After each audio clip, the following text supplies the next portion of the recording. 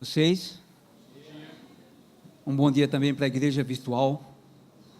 E que Deus seja louvado nessa manhã através do que temos para apresentar para vocês. Eu estou um pouco apreensivo. Estou meio assustado. O Humberto disse: Edivaldo, eu quero que você... Vou sugerir um tema para você. Fala lá sobre a mente. E é o que eu mais tenho feito no meu tempo de carreira. Falo muito sobre ansiedade, sobre depressão, sobre sexo, comportamento, essa coisa toda. Mas eu mudei o tema, e é um tema tão delicado. E vou dar 2 motivos por que eu mudei o tema. Esses dias alguém me convidou para ir no interior, um pastor amigo meu, disse: Edivaldo, vamos criar um projeto, eu quero que você me ajude aqui, estamos com dificuldade em algumas coisas aqui, vamos criar um projeto e ver como que isso aqui funciona. E a gente foi para o interior, e lá, para vocês terem uma ideia, o projeto era domingo de manhã, a primeira parte do dia nós tínhamos palestras, temas específicos, à tarde só atendimentos com aquele grupo específico também, na sexta-feira à noite culto para aquele grupo específico, com temas específicos, e na semana eu estava na capital, o pastor continuava no interior, ele fazia acompanhamento com alguns exercícios com aquele grupo, e uma vez a cada semestre um encontro com aquele grupo, só para aquele grupo. E olha, foi um resultado excepcional, foi maravilhoso, foi gratificante o trabalho. E deixamos naquela programação, né, o culto fixo para eles, toda sexta-feira à noite, né, para aquele grupo com temas específicos. Ficou lá. Eu acho que é uma grande necessidade nossa hoje como igreja. O segundo motivo, por que eu mudei e queria falar desse tema hoje, é que a minha esposa está grávida. Nós vamos ter o nosso filhinho agora no dia 22 de outubro, foi marcada a cesariana. E é uma experiência fascinante para o homem não sabe o que é aquilo. E ela com aquela barrigona já não dorme mais. E a única coisa que eu sei fazer é abraçar, e às vezes ainda abraço errado. Ela tira meu braço e diz: não, amor, abraça aqui. E ela vira para o lado e faz xixi o tempo inteiro. E eu disse: meu Deus, que situação. Eu fico imaginando a minha mãe teve 10 filhos. Quer dizer, 10, eu acho que só dá para contar na hora de dormir, irmão. E tudo normal. E eu olhando para minha esposa naquela situação delicada, e às vezes eu fico sozinho pensando. Eu digo: meu Deus, meu filho vai nascer numa situação tão delicada. É uma época tão difícil. Hoje tudo conspira contra o casamento. Hoje tudo conspira contra a família. E eu queria que vocês me permitissem discutir. Vamos estudar a palavra. Faz tempo que eu não faço isso. Usar a Bíblia de uma forma tão constante num tema. Eu queria estudar a Bíblia hoje com vocês. Então me permitam isso. Vivemos uma situação muito difícil quando se diz respeito a essa questão familiar. E hoje, a impressão que eu tenho é que quando um pregador vier aqui à frente falar sobre a Semana da Família, esse é o quadro. Ele vai chegar e dizer: segunda-feira, hoje a gente vai falar para os pais que só vivem com os filhos. Terça-feira, hoje a gente vai falar para as mães que só vivem com os filhos. Quarta-feira, hoje eu vou falar para os filhos que não têm o pai nem têm a mãe, irmão. Então, essa é a situação em que nós nos encontramos hoje. Uma situação delicada para a família. E às vezes é preocupante, porque ao discutir sobre esse tema, você fica pensando: meu Deus, eu vou trazer uma coisa boa para a igreja, vai ser saudável? Ou eu vou desenvolver mais sentimento de culpa?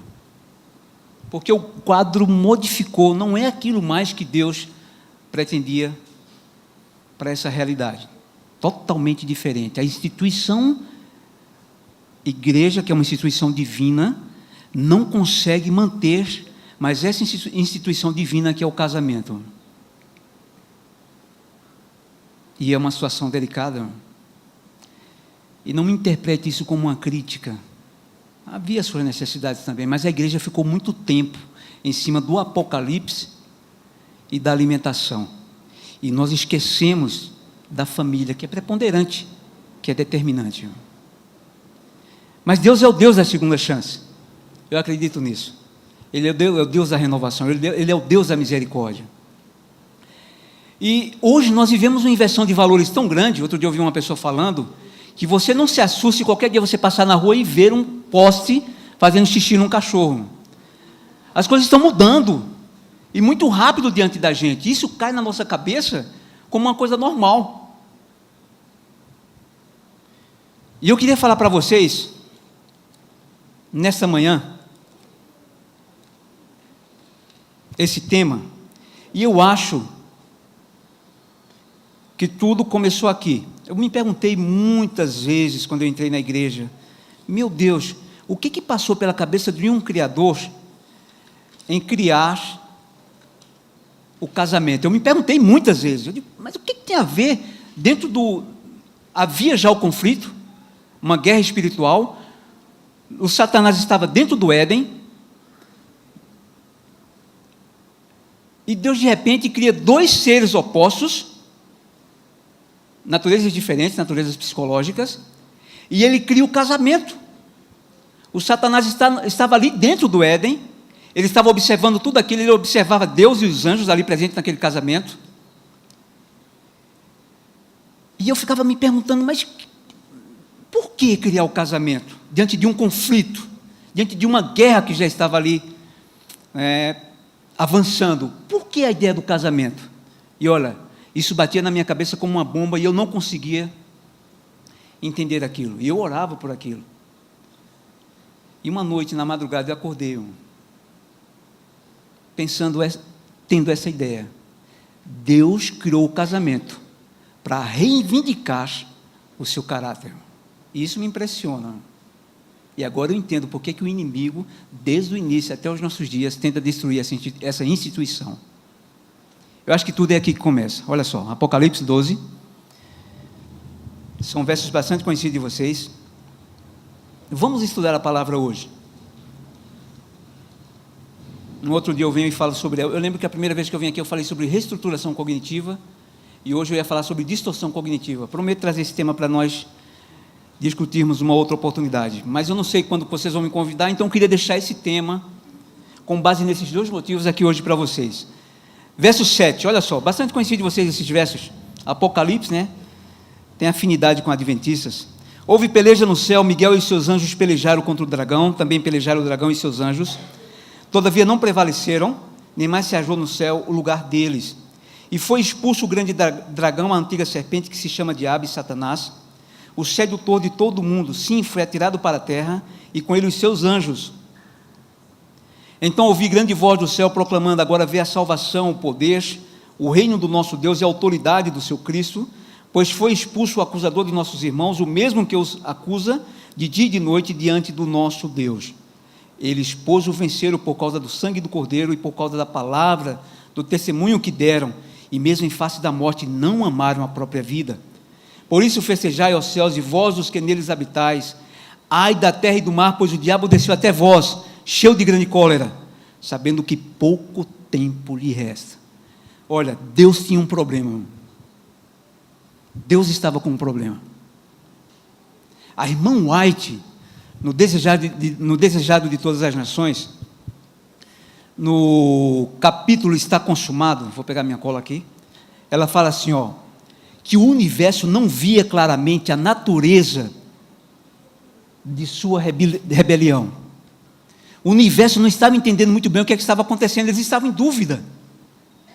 E Deus tinha um problema. O inimigo foi expulso do céu, e agora começava a difamar, dizendo que Deus não era aquilo que ele se apresentava, não era um Deus de amor. Deus tinha um problema para resolver. Se ele destruísse o Satanás, eu acho que o universo mais em dúvida ficaria. Essa é a ideia da irmã White. Deus tinha um problema para resolver. Ele tem uma ideia. Ele cria dois seres frágeis, abaixo dos anjos, não é isso que o capítulo 8, né, o Salmo 8 fala. Ele cria dois seres frágeis, E agora ele começa a caracterizar esse ser, a imagem e semelhança de Deus. Vamos ver isso na palavra. Vamos para Gênesis, primeiro capítulo. Isso me impressiona. Olha só a ideia de Deus. Ele corria um risco. Ele estava criando dois seres com liberdade moral, com vontade própria. Dois seres frágeis. Nós somos frágeis, mas que ligado ao Senhor, você é capaz de abrir o mar vermelho. Ligado ao Senhor, você é capaz de ressuscitar. Ligado ao Senhor, você é capaz de operar milagres. Ele começa a caracterizar esse ser, a sua imagem e semelhança. Olha só, verso 26 do capítulo 1 de Gênesis. Também disse Deus: façamos o homem à nossa imagem, conforme a nossa imagem, conforme a nossa semelhança. Tenha ele domínio sobre os peixes do mar, sobre as aves dos céus, sobre os animais domésticos, sobre toda a terra e sobre todos os répteis que rastejam pela terra. Ele começa a dar para o ser humano soberania, aquilo que Deus é soberano. Isaías, outro verso bastante conhecido de vocês, do capítulo 14. Olha quem desejava soberania, irmão. Isaías capítulo 14.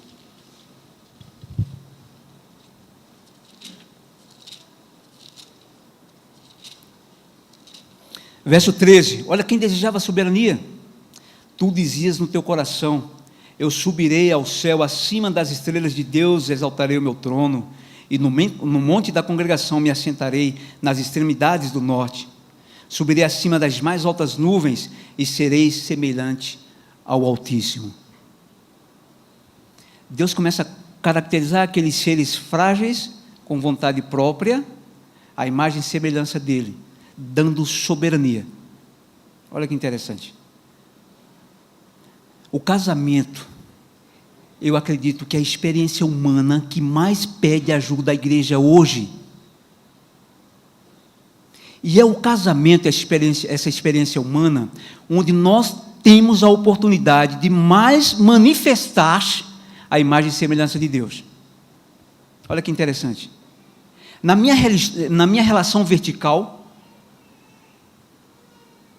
Deus me ama todos os dias, Ele me perdoa, Ele me tolera, Ele me compreende, Ele me aceita. São os mesmos ingredientes que cabem na relação horizontal homem e mulher. Se todos os dias nós não nos amarmos, se não houver perdão, aceitação, tolerância, compreensão, o casamento não duraria 25 dias, um semestre, correto? Você verifica que são os mesmos ingredientes que cabem na relação horizontal, são os mesmos ingredientes que cabem na relação vertical. Aí surge a oportunidade do ser humano manifestar a imagem e semelhança de Deus. Deus o caracteriza, mas aqui Deus dá uma oportunidade dele se manifestar como Deus. Amor, perdão, aceitação, compreensão, tolerância. Isso me impressiona. Deus criou o casamento para reivindicar o seu caráter perante o universo. Se aqueles dois seres frágeis, ligados a Deus, permanecessem unidos, eles mostrariam para o universo que Deus era amor. E agora vocês entendem porque que a reivindicação foi até a cruz. Até a cruz não era conhecido o caráter de Satanás. Depois da cruz ele passa a ser conhecido, e o primeiro presente do poder de Deus, onde é que Jesus Cristo manifesta? Onde que é? Onde é que Jesus Cristo manifesta o seu primeiro milagre? Num casamento. Um presente para o casamento. O casamento ajudou a reivindicação do caráter de Deus até a cruz. Isso me impressiona. Deus chama Adão. E aqui eu vi uma coisa muito interessante na palavra. A gente precisa amadurecer, principalmente o homem, né? E ele chama o homem. Parece que Deus estava preparando o homem para uma experiência mais equivalente, relacional, capítulo 2 de Gênesis, olha só que interessante.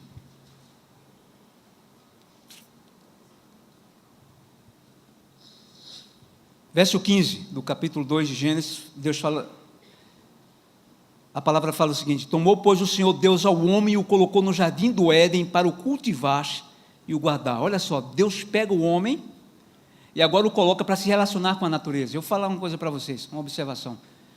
Olha o quanto nós estamos sofrendo no planeta por causa dessa questão relacional com a natureza.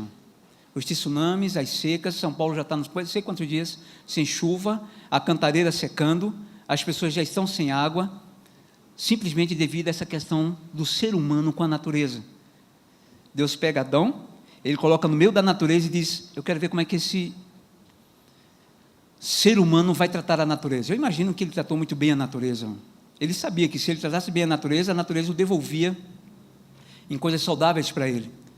Adão é aprovado naquele primeiro estágio, ele é aprovado na relação com a natureza. Deus o chama para um segundo estágio. Gênesis capítulo 2, verso 19, olha só que interessante. Havendo, pois, o Senhor Deus formado da terra todos os animais do campo e todas as aves dos céus, trouxe ao homem para ver como esse lhe chamaria, e o nome que o homem desse a todos os seres viventes, esse seria o nome deles. Deus chama o homem para o segundo estágio, e agora o coloca para se relacionar com os animais, seres criados com a mesma formação, com o mesmo componente que o homem, e Deus agora coloca o homem para se relacionar com os animais. E é claro, nome tem a ver com intimidade. A proporção que ele põe o nome naqueles animais, ele admite uma certa intimidade com aqueles seres. Olha, eu nunca criei cachorro. Eu nunca tive a oportunidade de criar animais. Lá em casa era tanto menino que eu acho que meu pai dizia: bom, mais um ser aqui vai complicar a relação. E casei com uma mulher que gosta tanto de cachorro, que se eu deixar ela traz todos os cachorros da rua para dentro de casa. Uma vez eu estava trabalhando, cansado, e cheguei em casa, ela estava com um labrador bebê no colo. Ele disse: amor, a gente não tem tempo para o cachorro, você sabe, né? Você trabalha, eu trabalho, e o labrador, ele é muito ansioso. Apesar de ser muito inteligente, ele é muito ansioso. E a gente não vai ter tempo. Mas quando eu vi aquele cachorrinho com aquelas patinhas peludas, aquele bebezinho, cabeção, eu comecei a me apaixonar por aquele cachorro. Eu disse: deixa ele aí, então. E eles crescem muito rápido. Vocês que têm cães, vocês sabem disso. Daqui a pouco o labrador com 3 meses já estava enorme, e pulava em cima da cama, e eu não sabia educar, nunca tinha tido experiência com o cachorro, e ele pulava em cima da cama e vinha e mordia amofado, minha sandália, o meu cinto, e daqui a pouco eu disse: pronto, e agora? Mas olha que coisa interessante, irmão. Por mais às vezes que eu fosse duro com aquele cão, ele sempre me recebia com beijos, com abraços, subindo no meu colo, nunca guardou mágoa de mim. E eu, como psicólogo, começava a me questionar: meu Deus, como que a natureza do animal é impressionante, do cachorro. Todas as vezes que eu chegava em casa, ele era o primeiro a me recepcionar. Está ganhando da minha esposa. Já ia, me beijava, se abraçava e subia no meu colo, sempre me dava carinho. E às vezes eu era duro, porque ele era muito ansioso e eu não sabia educá-lo. E subia no sofá e queria correr, dava aqueles minutos dele de estresse, e ele corria a casa inteira. E eu ficava impressionado com o comportamento relacional do cachorro. E eu me perguntava: meu Deus, será que Deus não criou a natureza do cão dessa forma para ensinar alguma coisa a Adão? Deus queria que Adão fosse aprovado naqueles estágios para dar uma experiência superior a ele. Deus precisava contar com o ser humano. Adão aprendia muito com Deus. E não pense que aqueles versos do capítulo 8 de Romanos, Adão já não sabia. Ele sabia sim sobre o plano da redenção. Se ele morresse, havia uma ressurreição. Se ele pecasse, havia perdão. Adão tinha compreensão de tudo aquilo. Deus colocou o plano diante dele. E ele sabia que o inimigo estava ali. Deus preparava Adão diante desses 2 estágios para uma relação superior. Ele é aprovado no primeiro estágio, ele é aprovado no segundo estágio, e Deus o traz para essa relação superior. Me acompanhe. Verso 23. E disse o homem, verso 22, e a costela que o Senhor Deus toma, verso 21, vamos lá, verso 21. Então o Senhor Deus fez cair pesado sono sobre o homem, e esse adormeceu, tomou uma das suas costelas e fechou o lugar com carne. E a costela que o Senhor Deus tomara ao homem, transformou-a numa mulher e lhe a trouxe. E disse o homem, esta afinal é osso dos meus ossos e carne da minha carne. Chamar-se-á varoa, porquanto do varão foi tomada.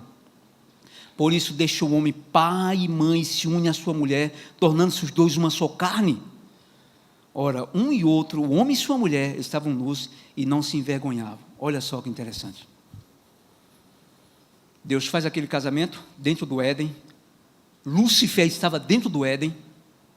E ao fazer aquele casamento junto com os anjos, Lúcifer observando tudo aquilo, Deus faz o casamento já estabelecendo um princípio. Ele fecha.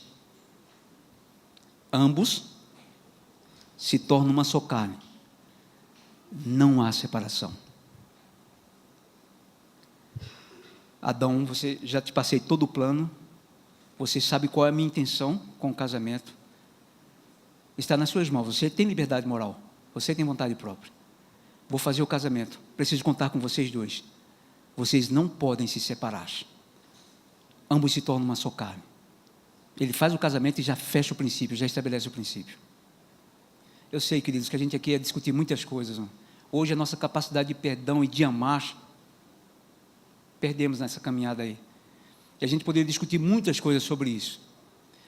Aqui é apenas um alerta. Eu não critico, não estou criticando. O tema não é para criticar a relação de alguém ou outrem, mas é um alerta para o que vinha acontecendo em nossos dias. O princípio foi selado por Deus. Eva cai na tentação. E até o pecado de Eva, a humanidade não estava comprometida. A humanidade só se comprometeu com o pecado e a morte a partir do pecado de Adão. Foi uma escolha deliberada. Olha só o que aqui o comentário adventista fala. Fala assim, ó. Por mais deplorável que fosse a transgressão, cheia de possíveis infortúnios para a família humana, a escolha de Eva não envolvia necessariamente a raça na penalidade dessa transgressão. Não foi a escolha de Eva, mas a deliberada escolha de Adão que comprometeu toda a humanidade. Se Adão tivesse permanecido leal a Deus, apesar da deslealdade de Eva, a sabedoria divina teria resolvido o dilema e evitado o desastre para a raça humana. Mas, querido, eu queria discutir uma coisa com vocês. Adão poderia muito bem não ter entrado nessa, e Deus teria resolvido o problema. Mas como é que ele ia lidar com o princípio que Deus já tinha estabelecido dentro do Éden? Ambos se tornam uma só carne? O diabo venceria essa parada. Conseguir separar. Se esse era o plano de Deus para reivindicar o seu caráter, então eu vou conseguir agora. E essa foi a intenção dele. Adão sabe que ele perdia os privilégios do Éden, mas ele não perderia a salvação se ele continuasse ligado a Deus. E a irmã White fala que ele amava muito a sua esposa. Ele perdoou a sua esposa. Ele preferiu perder os privilégios do Éden, mas continuar ligado a Deus junto ao casamento e seguindo o princípio que Deus tinha estabelecido. Eu sei que é muito difícil essa discussão. E aqui a gente poderia discutir um monte de coisas sobre isso, principalmente sobre a questão do perdão. Tem relação que não tem nem mais condições de permanecerem. Mas o que eu vejo aqui claramente na palavra é que Adão prefere respeitar o princípio que Deus tinha estabelecido, ele perdoa a sua esposa e dá continuidade ao casamento. E a palavra vai falar que eles envelheceram juntos e morreram juntos. É isso que a palavra fala. E de lá para cá, queridos, a instituição de Deus mais atacada é a família. Hoje o propósito dele é totalmente diferente. Irmão. E a proporção que ele rompe com esses laços conjugais, ele fragiliza o ser humano. E esse ser humano fragilizado que cresce num ambiente que não é saudável, mais tarde se torna um adventista. Eu vou falar uma coisa para vocês, a dificuldade do Espírito Santo em trabalhar numa cabeça que não teve os seus referenciais presentes, que não se desenvolveu dentro de um ambiente saudável. A família é a instituição hoje mais atacada pelo inimigo. Eu queria que o Gerson colocasse uns números para vocês verem. Olha só, isso era uma perspectiva, se tornou uma estatística. É o Gerson que está lá, não sei. Olha só, em 1890, praticamente há 100 anos, né? 10% dos casais se divorciavam, em 1920, 18%, em 1950, 30%, em 1970 chegou a 50%, em 1990, próximo de 67%, e o IBGE hoje solta a estatística que para cada 3 casamentos existe uma separação. Eu tenho certeza de amigos que vocês conhecem que entraram nesse corredor. E 2 anos depois se separaram. E se o inimigo no passado trabalhava de uma forma, hoje ele trabalha de outra forma. E a gente teria que passar um tempão aqui discutindo sobre isso, porque hoje, essa questão dos referenciais traz para a vida adulta o macho fragilizado. Ele não consegue ser esse macho de Efésios 5:25. Me acompanhem aqui. Efésios 5:25. Olha o que a palavra do Senhor fala. É esse macho que Deus queria para o casamento. São versos bastante conhecidos de vocês também. É esse macho que Deus queria para o casamento. Olha só. Maridos, amai vossa mulher como também Cristo amou a igreja e a si mesmo se entregou por ela. Esse era o macho que Deus queria para o casamento. Porque na relação afetiva conjugal, Deus coloca o homem como mantenedor afetivo. O homem nasce para amar e a mulher nasce para ser amada. É claro que dentro desse processo acontece a reciprocidade. A mulher tem uma percepção afetiva fenomenal. Mas dentro da relação, quando a gente abre a palavra do Gênesis ao Apocalipse, você vai ver Deus colocando a responsabilidade do casamento sobre o homem. O homem é o mantenedor afetivo. O homem nasceu para amar, mulher nasceu para ser amada. É o homem que tem que colocar a mulher no colo e dizer: amor, vem cá, como é que foi seu dia? É a mulher que precisa de segurança emocional, é a mulher que precisa de proteção. E esse macho, que Efésios 5:25 pede, hoje ele se encontra fragilizado. Hoje ele se encontra fragilizado. Algumas pessoas, alguns sociólogos e antropólogos vão dizer que a mudança do papel do homem e da mulher se deu através da publicação desse livro, que é O Segundo Sexo, da Simone de Beauvoir. Outros vão dizer que é por causa dos movimentos feministas da Beth Friedan, que também escreveu aquele livro, A Mística Feminina. Alguns sociólogos e antropólogos vão dizer que a mudança se deu por causa da manutenção. A palavra manutenção é formada de 2 palavras, que quer dizer manutenere, manu, mão, tenere, ter. Então, manutener, ter na mão. Quem manutém, tem na mão. Quem é manutenido, está na mão. Então, havia uma época que o trabalho exigia que o ser fosse o mais forte. E o homem é mais forte do que a mulher, fisicamente. E o homem ia para o trabalho, desenvolvia seu trabalho, precisava de força, ele exercia força e depois ele voltava para casa. E daí se deu a família patriarcal. Com o advento da máquina, agora era necessário sabedoria, inteligência e habilidade. Isso tanto o homem e a mulher têm, sabedoria e habilidade. A mulher foi para as fábricas, os homens também, e agora elas começaram a se manutener, né? A mulher começou a se ter na mão, o homem também. Com a Segunda Guerra Mundial, os homens foram para o front, foram para a guerra, as mulheres foram para as máquinas, para as fábricas, muitos ficaram nas guerras, morreram, as mulheres começaram a se manter, criaram independência, hoje elas têm dificuldade para voltar para casa, e é uma questão delicada, porque isso mexeu com a família também. Não estou falando que a mulher não tem que vencer, não tem que ter seus objetivos, não é isso. Estou falando que isso interferiu na questão familiar. E a gente percebe que alguns fatos contribuíram para isso. E isso foi um tiro na família patriarcal. E hoje o que nós vemos é a família monoparental, né? Ou é o homem com o filho, ou é a mulher com o filho. Mas essa questão da manutenção, principalmente essa que eu falei para vocês, a questão da manutenção afetiva, do homem como mantenedor afetivo, Tem um escritor britânico, que é o Steve Biddulph, ele fala uma coisa muito interessante. Ele fala que essas crianças que crescem em lares são os referenciais, porque o homem, o pai, é o referencial afetivo masculino para o filho, para a filha, e a mãe é o referencial afetivo feminino para o filho. A partir da relação que o filho desenvolve com a mãe, ele vai desenvolver relações saudáveis com o sexo oposto posteriormente. Agora vocês imaginam, o pai saiu de casa, a mãe saiu para trabalhar, porque agora ela tem que manter o lar. Essa criança, ela cresce sem referencial, e ao estabelecer uma relação no futuro como um adulto, porque toda deficiência na vida infantil vem para a vida adulta numa intensidade muito maior. Então, ao se relacionar hoje,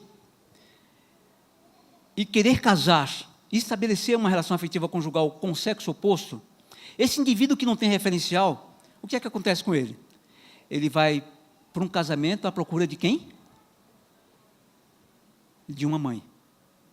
Inconscientemente. É aquele garoto que quer que a mulher dê banho nele, leve o cafezinho na cama para ele, né, dê massagem nele, pergunte como é que foi o dia dele. A mulher fala 8.000 palavras por dia, mas ele é que quer falar as 8.000 palavras, né? Então você verifica que o inimigo começou a trabalhar de uma outra forma, fragilizando esses seres, esses personagens que constituem a instituição divina que é o casamento, e dessa forma fragilizando e chegando a esses números que nós colocamos aqui. Hoje, para cada 3 casamentos, existe uma separação. Nem a igreja como instituição divina está conseguindo mais manter essa outra instituição divina que é o casamento. Nós estamos diante de um caos. E sabe o que eu vejo? A maioria das igrejas aí fora já tem um culto da família. E nós, como igreja, ainda não temos o culto da família. Nós ainda não temos esse culto, com temas específicos, programas específicos, profissionais da área, atuando, porque isso ajuda o outro a criar consciência, através dessa educação continuada, e se tornar um personagem mais saudável dentro dessa convivência, dentro desse ambiente. A família é de extrema importância no desenvolvimento do ser humano. Nós estamos cansados de saber disso.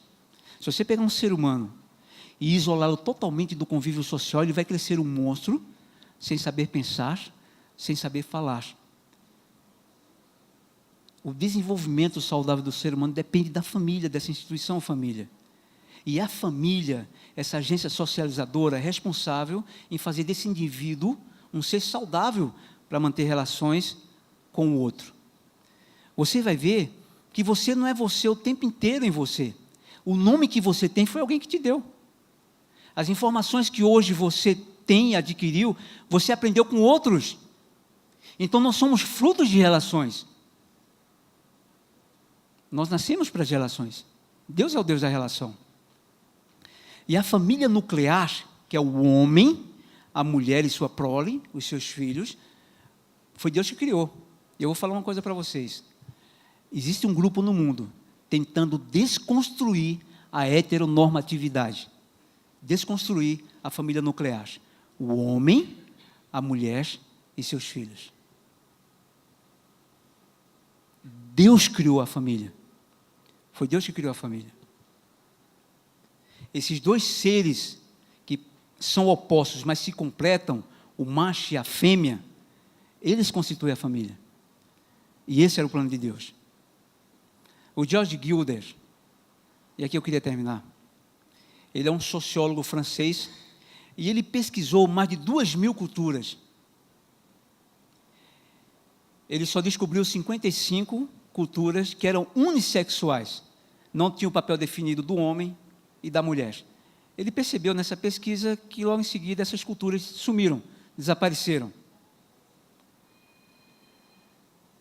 Ele chegou a 2 conclusões nessa pesquisa dele. Eu queria ler para vocês. A primeira conclusão que ele chegou: nenhuma sociedade é mais forte do que os laços de sua família. Nenhuma sociedade é mais forte do que os laços de sua família. Segunda conclusão que ele chegou. E ele não é um teólogo não, viu, queridos? Ele é um sociólogo.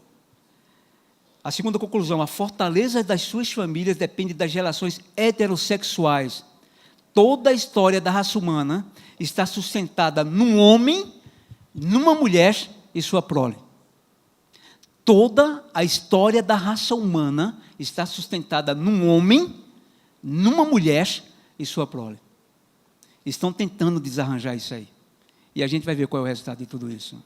Estão tentando desconstruir a heteronormatividade e desconstruir a família nuclear. E a gente vai ver onde que vai dar tudo isso. Queridos, a responsabilidade da igreja é preservar justamente essa instituição que Deus criou, que é a família. Numa proporção cada vez maior. A gente está chegando a isso que nós mostramos. O IBGE já soltou a estatística de que para cada 3 casamentos existe uma separação.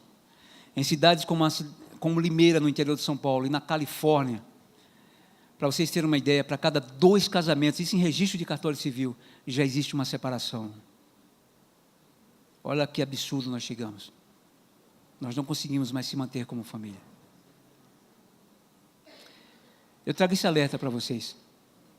O meu projeto é justamente fazer com que a igreja abra um culto da família.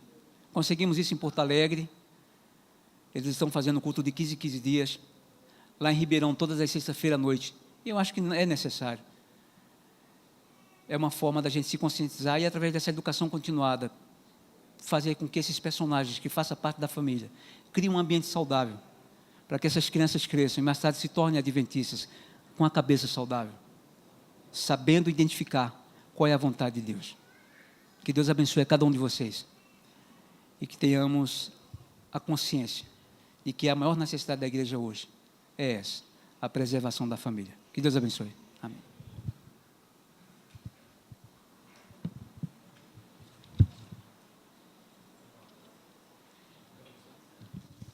Vamos ficar de pé?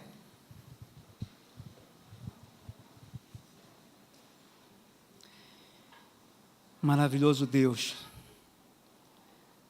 nós queremos te agradecer pela tua presença em nosso meio, Senhor. Te agradecer também pelo estudo da tua palavra. Nós somos seres frágeis, Senhor, e nem sempre nós correspondemos como seres humanos, como teus servos, à tua expectativa como um Deus divino, um Deus de poder.